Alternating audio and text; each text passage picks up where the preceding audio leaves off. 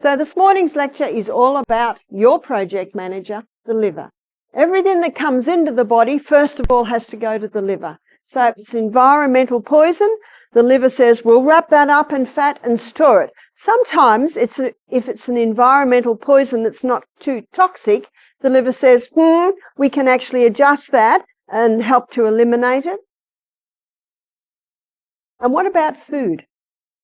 Last night we looked at how your gastrointestinal tract and the enzymes therein, little by little, break down the food to singular structures.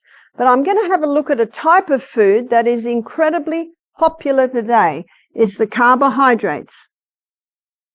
Used to be called starches, so really now they're called carbohydrates.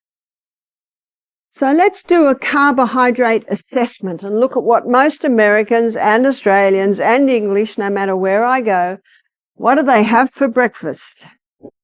Cereal, yeah? Cereal. And because not many people cook anymore, it's usually the dry cereal. It's very popular because you pour the cereal into a bowl, put milk on it, goes like wet tissue paper down the hatch in 10 minutes, out the door. And they're in a hurry because they didn't get to bed till late because of technology. See, if there was no technology in your house and the lights were low and you just had a book to read, I think we'd all be falling asleep by about the time we should be falling asleep. Tomorrow we're going to look at sleep in detail. Or bread, cakes, etc. You call them cookies, we call them biscuits. So when Australians see a sign in America, biscuits and gravy, we can't understand that. Because we call cookies biscuits, but your biscuit is like a scone or a roll, is that right? So when I say cakes, etc., I'm referring to the cookies, the donuts, all your pastry type things, pies, and the Europeans have introduced Aussies to pizza and pasta, also rice and potatoes. My husband's an Irishman, so every meal has to have a potato in it, well, every main meal. And then last and certainly least in nutritive value is the pure crystallized acid extracted from the sugarcane plant. Would you agree with me? High carbohydrate consumers. In the gastrointestinal tract, these are all broken down to a singular structure called glucose. And glucose is the main fuel used by every cell in the body. So they're all broken down in the gut. As you saw last night, starts in the mouth and then finishes off by the pancreas and broken down to glucose. Glucose goes into the blood. Then it goes on the M1 main highway, portal vein, straight to the project manager. And then the project manager determines what happens to the glucose. So the first place it'll go is to the cell. So once again, let's go to the CBD, Central Business District of the human body. So the glucose goes into the cell and it goes through a 20-step pathway. This 20-step pathway gives us 2 units of energy. And isn't that why we eat? We eat to get glucose to give fuel to every single cell. The end result of the 20-step pathway is a chemical form of glucose called pyruvate. And pyruvate, as the chemical form of glucose, gets fed into the next section. This is the 8-step pathway. And this 8-step pathway delivers to us a very impressive 36 units of energy. So the question is, how come a 20-step pathway only gives us 2 units? And an 8-step pathway gives us 36 units. The difference is oxygen. And tomorrow I'm going to explore oxygen. This pathway does not use oxygen. And so it produces energy by the process of fermentation. And by the way, how are you going to feel if every single one of your 100 trillion cells has enough oxygen going in to get down to there? You're going to be jumping out of your skin with energy. And we'll pursue that tomorrow. But today, we're following the journey of glucose. So the first place that the liver will send the glucose is to the cell. But on a high carbohydrate diet, we've still got a lot of glucose left over. And so now the liver causes it to be stored inside the cell like a little bunch of grapes. They're little molecules of glucose, and they're called glycogen. So this is the next place that the liver causes the glucose to go, to be stored as glycogen. Glycogen is a name given to quick-release glucose stores. Do you wonder how you had the energy to exercise this morning, considering last night we only gave you broth, and this morning we only gave you water and probiotic? Where did you get the energy to exercise? It was your glycogen stores. Little molecules of glucose already sitting in your muscle cell, just waiting to be used. Amazing process. But on a high carbohydrate diet, we've still got glucose left over. And so now the liver causes it to be stored in the most amazing fuel depot in the human body. It is called fat. And on this high carbohydrate diet, what's happening to human beings today? They're getting bigger and bigger and bigger and bigger and bigger. What I have given you here is just straight science. You can see by my illustration here, fat doesn't make you fat. What makes you fat? It's the sugars. It's the fine carbohydrates. I've got a book at home called Good Calories, Bad Calories by Gary Taubes. And he looks at the history of carbohydrates. And he gives the story of William Banting. William Banting was a businessman. He was getting to his mid-40s, putting on what we call a spare tire, a bit of excess weight. He went to a very famous doctor called Claude Bernard. Claude Bernard was a contemporary to Pasteur and Beauchamp. And Claude Bernard believed, as Beauchamp did, that germs don't cause disease, they're the result, because that's basic common sense. So William Banting went to Claude Bernard, and Claude Bernard stopped all carbohydrates. The book calls it starches, because back in the mid-1800s they were called starches. So what did he eat? He ate a lot of vegetables. There's your high fiber. He ate a lot of protein, meat, butter, cream, cheese, eggs. And with meat, butter, cream, cheese, eggs, he was also having very generous amounts of fat. That's what he ate. It seemed extreme, but he thought, well, I've gone to the good doctor. The weight just fell off him. Why? Well, when you're not giving your body this quick-release glucose stores, the liver can convert protein and fat to glucose, and the liver can start breaking down fat stores to give the glucose you need. It's called gluconeogenesis, creating glucose from the stores. He was never hungry because there are three things that keep the food in the stomach longer. Fiber, because it slowly releases the glucose. Protein, because remember, it's in the stomach that protein's broken down. And fat, because it coats the food a little bit and takes digestion a bit longer. And as we saw last night, it is very important to give your stomach a 5-6 hour break between meals. Because we've only got one stomach. He was so excited about it. Weight's falling off, he's got lots of energy, he's never hungry. Because he found the perfect diet. So he wrote a paper on this, and this paper went out. Today we'd say it went viral. And it was said at the time, if you were on a diet, people would say, are you doing the band? Are you doing the band? Because it was William Banting's paper. Let's fast forward to the 1980s. What diet does this sound like? Dr. Robert Atkins. Let's fast forward to 2018-19. What does it sound like? Paleo diet, ketogenic diet, FODMAP diet, Bruce Fife's diet. Let me give you the story of a man named Lee. I was giving lectures and he was attending, and I was doing 2 hours in the morning, 2 hours in the afternoon, 2 hours in the evening. I was speaking to a yoga group. He was there every single lecture. I noted outside that he had a Mercedes sports car. I also noted that he mustn't be working because he's at my lectures. It's the middle of the week. He was very interested in my lectures. He often nodded and smiled.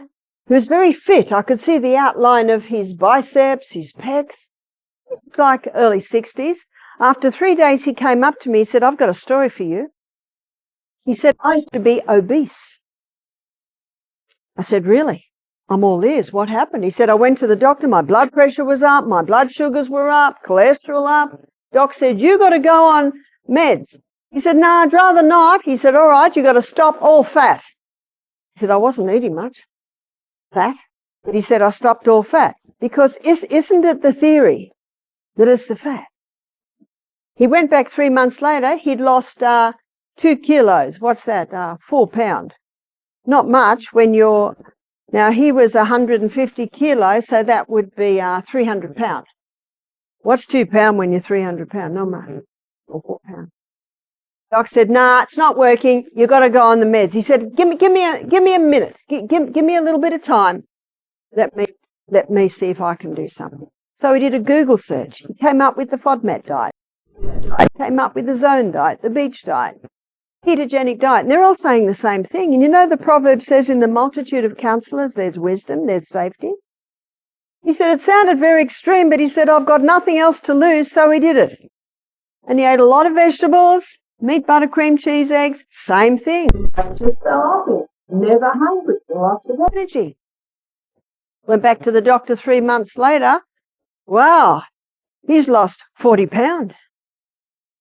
Doctor said, keep on that no-fat diet. He said, I didn't say anything because I wanted to see this out before I said anything. And by the way, guess what's happened to his blood pressure? It's come down. Blood sugar levels are back to normal. Cholesterol back to normal. Cholesterol? What's he eating? Meat, butter, cream, cheese, eggs? We'll pursue that in a minute. In fact, just hold on. I haven't finished. Aren't I a vegetarian? Just hold on. I'm getting there. I really appreciated Dr. Atkins' book, Dr. Robert Atkins, The New Revolutionary Diet, because it was fascinating. It explained so much. And he was surprised after putting his patients on this diet that he proved was working well, and his patients loved it. They could eat everything they can't usually eat on a diet. But after a year, a few things started to happen. His diabetics were coming off their medication. This is type 1 and type 2 diabetic. Wow. Scratched his head. Weight loss, phenomenal. But something else was happening. His patients with high cholesterol were coming back to normal. And he went into the medical books to see if there was any research that already had shown this, and there was. But he also went a little bit further to find out why this diet was working well. Don't you love it when there's detectives around that investigate the whys? Why are these things so? And what he found is that these are the 3 essential food groups. Essential means body cannot make it. You've got to put it in. Fiber's essential. We need to sweep that gastrointestinal tract every day, and it's in the fiber part of most foods you'll get a concentration of your nutrients. Protein's essential. 50% of the membrane around every cell in the body is protein.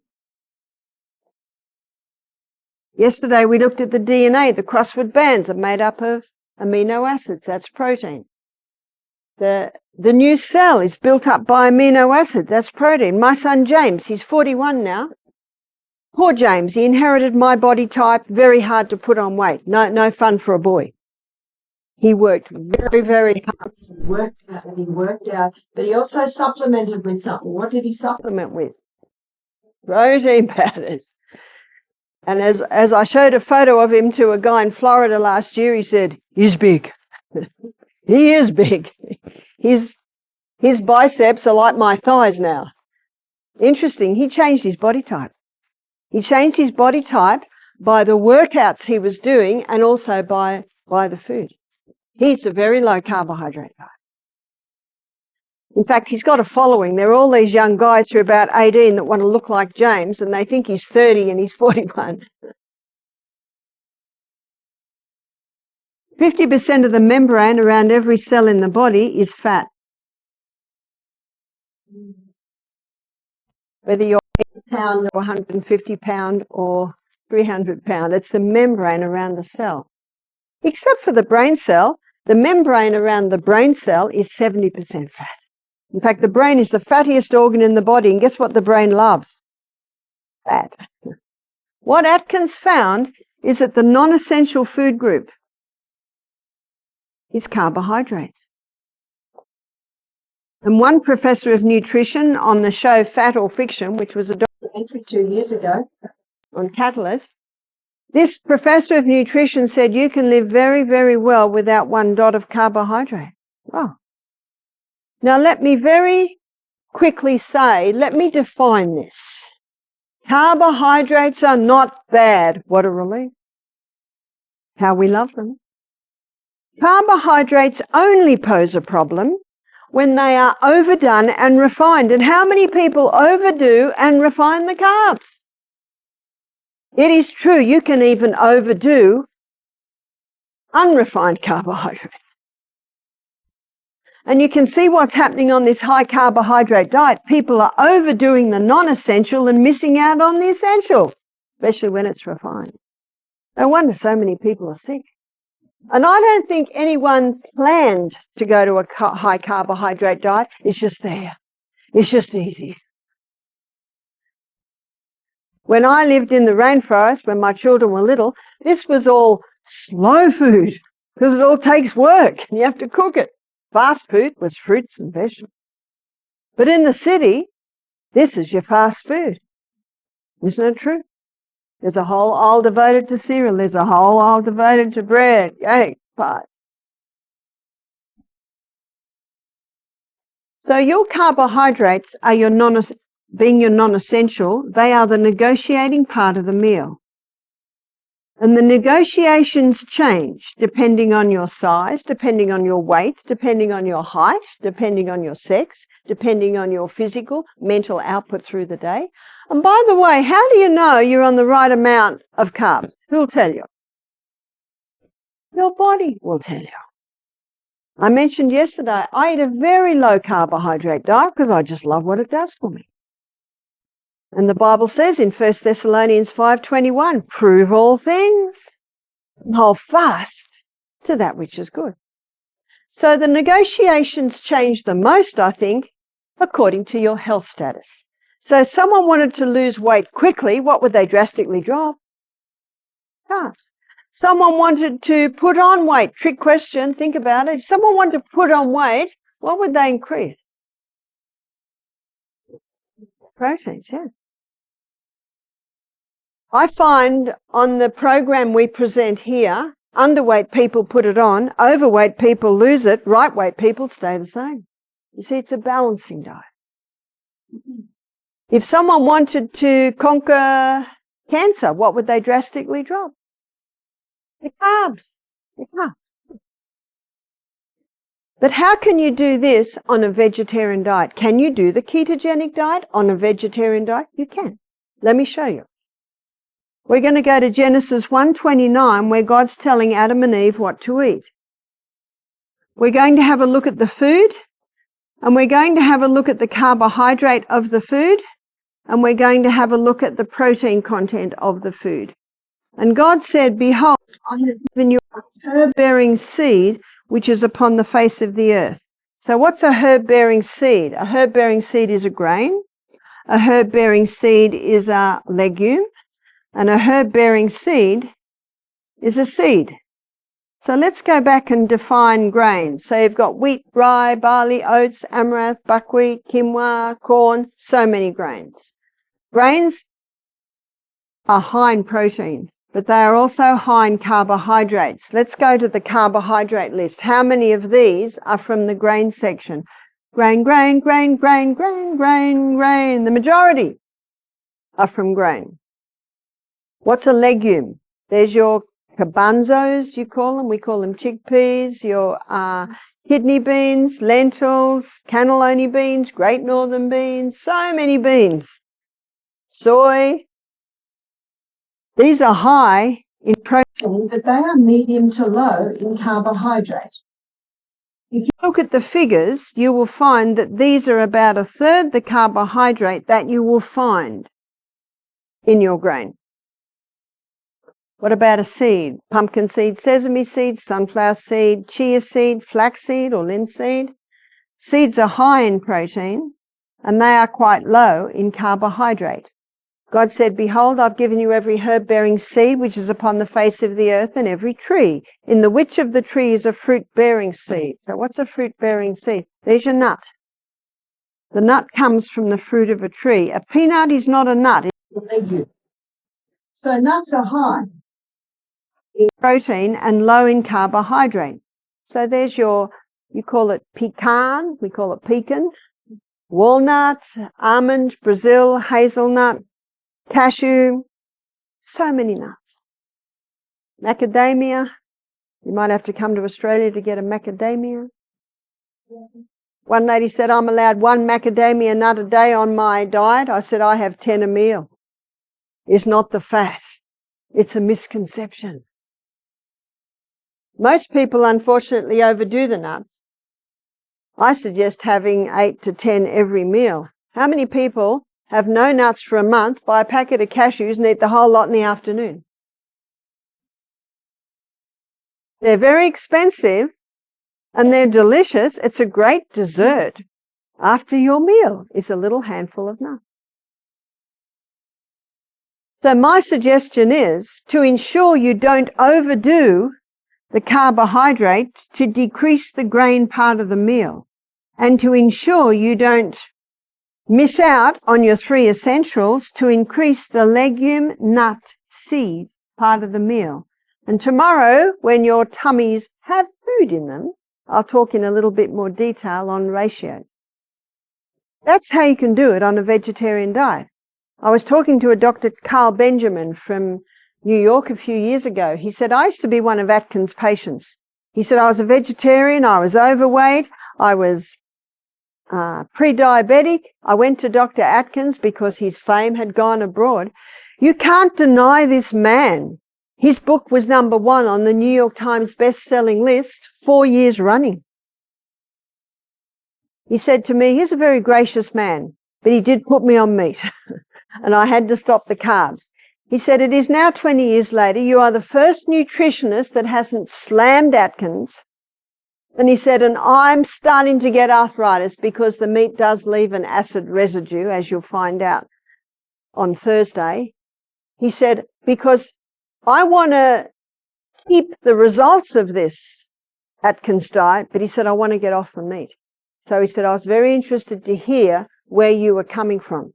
So I showed him how he can do the Atkins theory on a vegetarian diet. And Dr. Carl Benjamin said to me, he said, I believe if Dr. Atkins would have read the China study, Atkins would have become a vegetarian. That's quite a statement, isn't it? Because the China study is a book that shows how the meat and the dairy leave an acid residue, which is what cancer thrives in.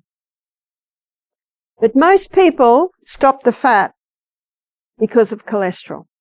So I'd like to give you the truth on cholesterol, because there's so many misconceptions about cholesterol. And in the book, The Great Cholesterol Con, Dr. Malcolm Kendrick, who's a cardiovascular surgeon, he said for the first time, normal levels of a normal vital body substance is being called a disease, and that is cholesterol. The body makes cholesterol, and this is a good time to talk about it because it is the liver that makes it. And the cholesterol that the liver makes, 80% of it is made from glucose. So 80% of the cholesterol that the liver makes is made from glucose. And 20% of the cholesterol that the liver makes is made from fat. Now, that one piece of information alone tells you it's not the butter on the bread, it's the bread under the butter. Let's have a look at cholesterol. Two main cholesterols. One's high-density lipoprotein called HDL, and it's called the good guy, is that right? Because it's the carrier. So it carries excess cholesterol out of the blood and back to the liver. LDL cholesterol, it's called the bad guy. But what you've got to remember is the body doesn't make anything bad. There's a reason. LDL cholesterol is the repairer and the rebuilder. So you'll always find LDL where there's a need for repair and rebuilding. But LDL has another role. It delivers cholesterol to the brain. And our brain loves cholesterol. The food that has the highest cholesterol levels and the highest saturated fat is breast milk in the first month of life. Because that developing brain cannot develop without high amounts of cholesterol and saturated fat.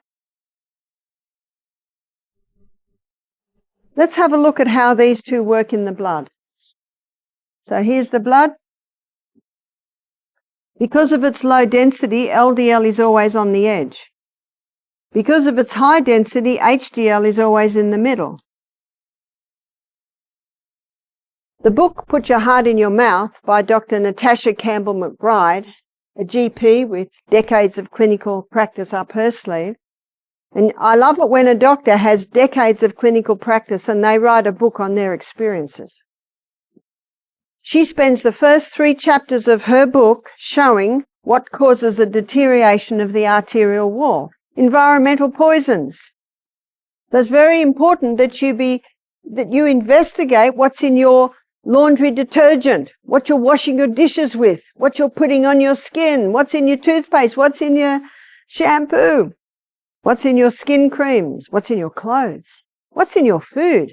These are all environmental poisons, and when they get into the blood, these poisons can break down or damage the endothelium cells that line the wall of the artery. Mold. When mold is in the blood, it's toxic. It can break down the endothelium cells. Heavy metals. Mercury can break down the endothelium cells. Cigarette smoke with its nicotine, it can break down the endothelium cells. Also, one cigarette has 4,000 chemicals, so you've got a double whammy effect there. Who's going to plug up the holes, students? LDL. That's what it does. It's plugging up the holes. The problem is the damage continues because the people don't realize that their washing detergent is poisoning them. They don't realize what they're washing their hair with. They don't realize what's in their foods. And so the damage continues. They don't realize that the moldy house is killing them, that they're mercury fillings. So what's happening? It's building up and up and up and up. But something else is happening. In our blood, there are little protein molecules. And when someone is on a high carbohydrate diet, high sugar, it causes a lot of glucose to be in the blood, and that excess glucose connects with the protein molecules and becomes sticky and sticks to the wall of the artery. So we've got an area that's getting very thin here, and one of these little sticky protein molecules and glucose becomes dislodged and blocks. That is the main cause of a heart attack, and it's the main cause of a stroke. To say that cholesterol and saturated fat cause heart disease is like saying that the ambulances are causing the accidents. Well, they're always at the accident. It's like saying the fire trucks are causing the fire.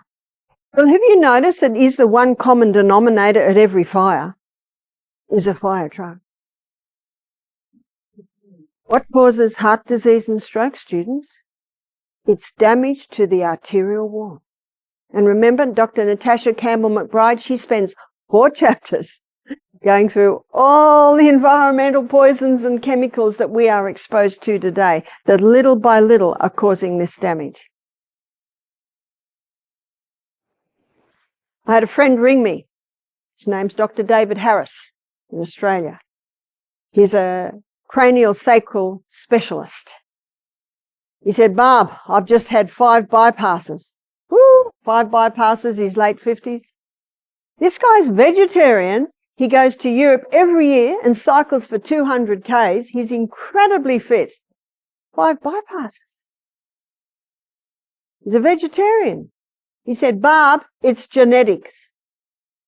Genetics loads the gun, David. Lifestyle pulls the trigger. He said, well, my father died from a heart attack fairly young, but he did drink and smoke. Well, it's obvious there. Both of those damaged that arterial wall. I said, David, go home and watch my liver lecture and get back to me. He rang me back a week later. He said, I found the cause. You see, there is always a cause. He said, when I was a child, both my parents were chain smokers. So this passive smoke is going into this little boy, and already as a child, he's getting damage to his arterial walls. And what's happening when damage happens as a child, you've also got scar tissue, and that's not as strong. He said, in 2010, I wanted to put on muscle, so I started eating swordfish. Swordfish. The bigger the fish, the higher the accumulation of mercury. After 6 months, he got mercury poisoning, started to slur his speech. Can you see what's caused his build-up on his arteries? The combination of the passive smoking, the chemicals there, he said, aha. In Australia, it was probably about 2 months ago, front page of a big newspaper, the whole page was black, had white writing on the top, serial killer, and down the bottom, 51 victims a day. Open the page, heart disease. It's the number one killer in America, it's the number one killer in Australia. What are they doing? Well, back in the 80s, what did they do? They started a type of diet to try and conquer this thing. It's called the fat-free diet. Is that right?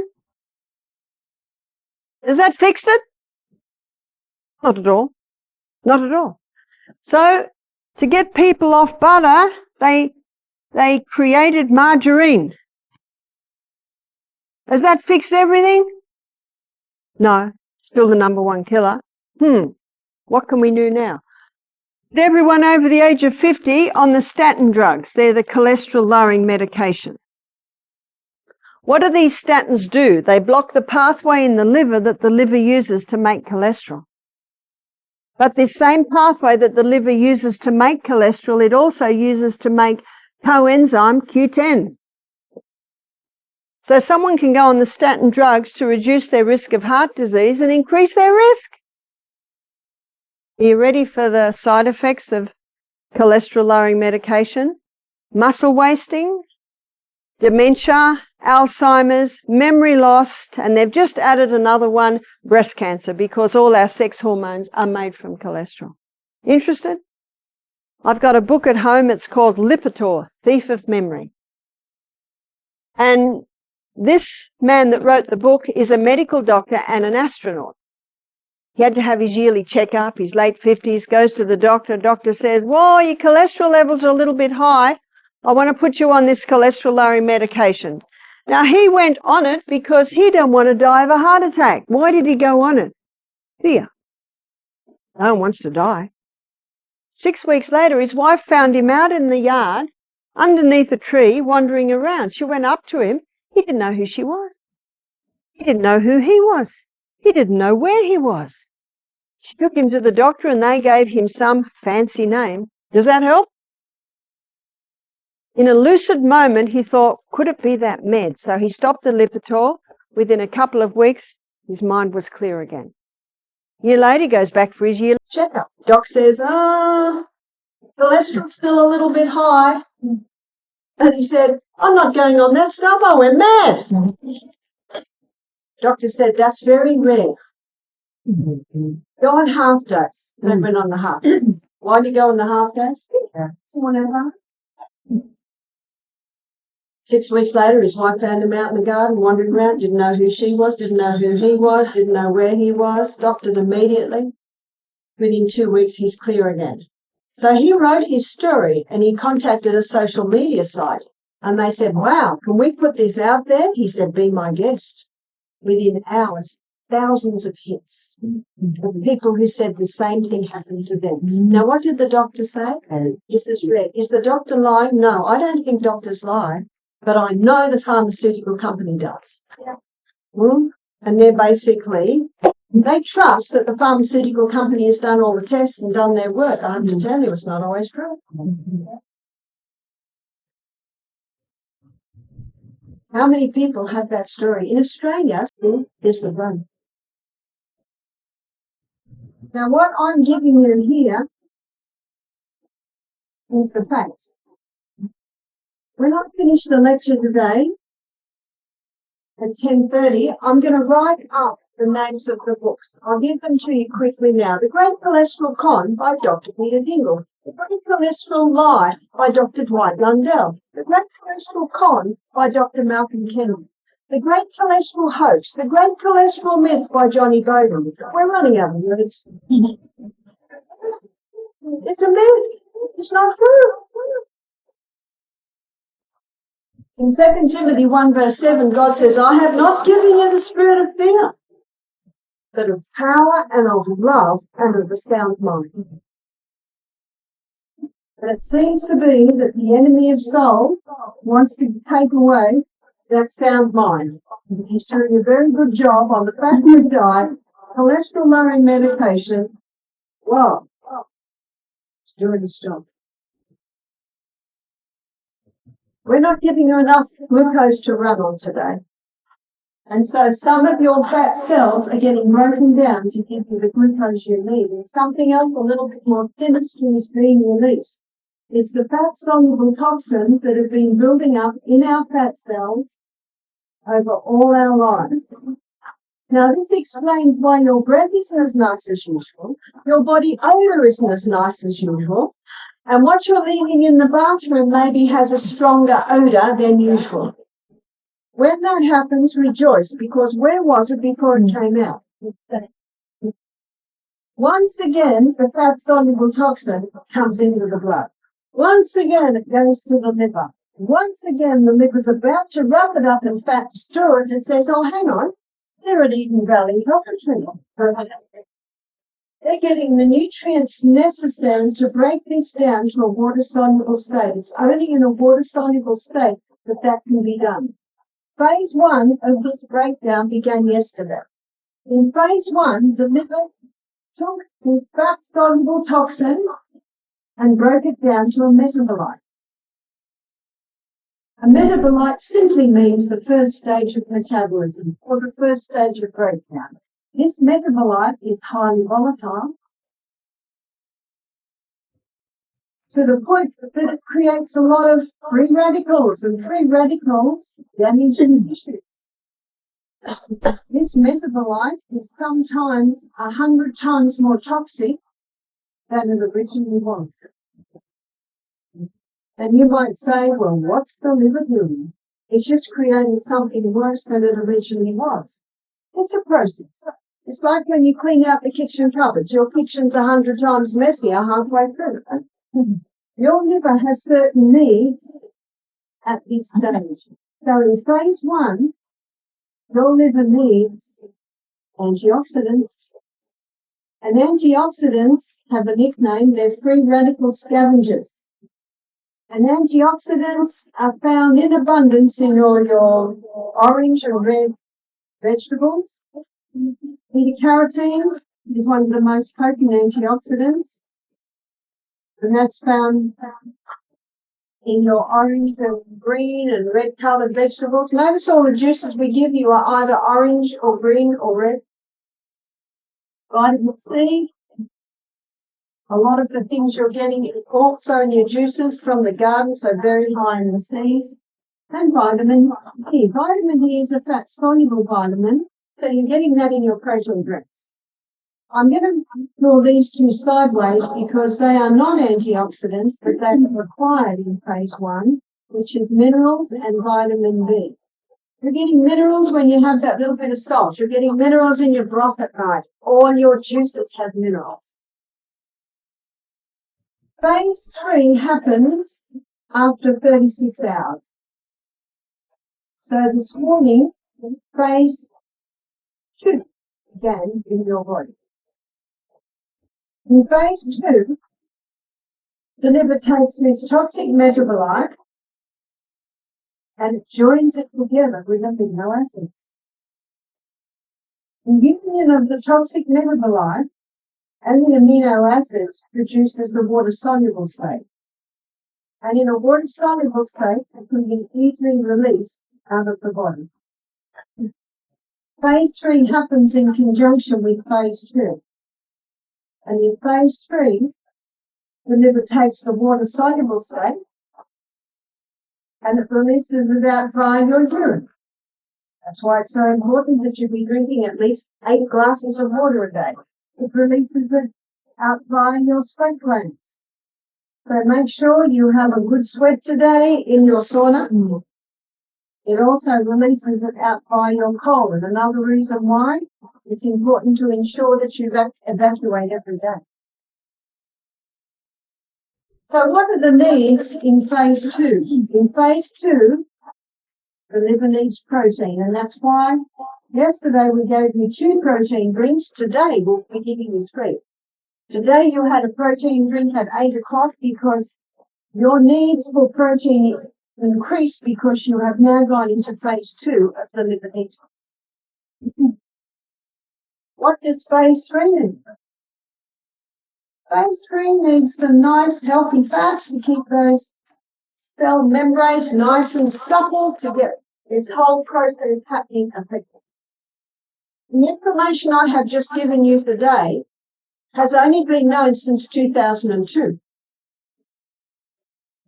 One man said to me when I lectured at a large function once a few years ago, he said, "That's very interesting," but he said, "That's not for your lay people, this is for your academics." I said, "Well, your lay people have livers too." This is important information. And you need to see it also shows why people on the ketogenic diet are getting results. People on the Atkins diets are getting results because they're having great amounts of vegetables. Most people don't realise on the Atkins diet you had to eat 3 cups of vegetables a day and 1 cup had to be greens. Adequate protein. This information shows us we need more protein today than any generation that ever lived on the planet. Because we are dealing with more fat-soluble toxins today than any generation that ever lived on the planet. But I thank God that He's given us a liver that can effectively detoxify us. So you put this together with your time-restricted eating. You put this together with increasing your fiber, generous proteins, and your healthy fats. You're giving the body the conditions it requires to little by little, naturally detoxify. It also explains why 2 days juicing is the best amount. Because if you go to 3 or 4 or 5 days juicing, too many fat-soluble toxins can be released. And if you're having a lot of juices and they are all bound up to produce the metabolites, you can be sicker when you finished your juice program than when you started. You're actually better to do 2 days a week, or 2 days a fortnight, or 2 days a month than do a 10-day fast. You could do a 10-day water fast 100 years ago because people were not dealing with the fat-soluble toxins that they are today. At our retreat, often we will do a 2-week program. So what happens is guests have the option, they can do 1 week or they can stay on and do a 2nd week. And when they go into the 2nd week of juicing, they often go a little deeper in the detox. If all the waste in our body were to come out right now, we'd all be dead. What's the old saying? Treatment was successful, but the patient died. We need to be alive and functioning and running, of course, as well. This also explains why when I read Florence Nightingale, she said that when she had a really sick patient, they responded to 2 things, beef tea and raw milk. Now, what do beef tea and raw milk both contain? Proteins and fats. Now, we're not going to give you beef tea or raw milk. We're going to give you pea protein powder. Now, going back to the cholesterol and fat and how it's a total myth. One professor of nutrition, he stated that he thinks it's going to take a whole generation to get fat phobia out of people's minds. Now, if saturated fat and cholesterol cause heart disease, the people who are on the ketogenic diet will be dying like flies from strokes and heart attacks. Am I right? Are they? Not at all.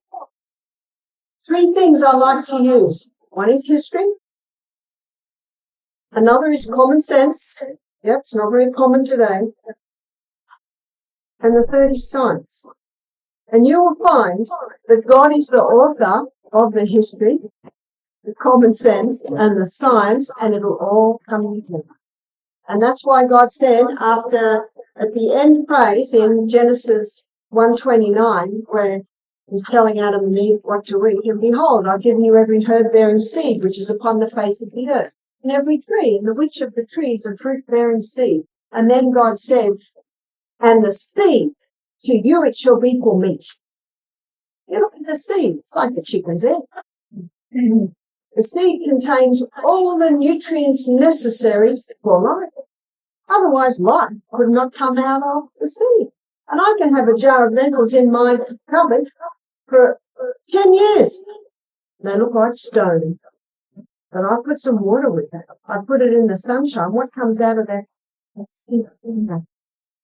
So you see, I'm also using common sense here, because some say, oh, to get a complete protein with vegetarian, you have to have beans and rice. You have to have beans and tortilla. You have to have a carbohydrate with your protein. But it's not true.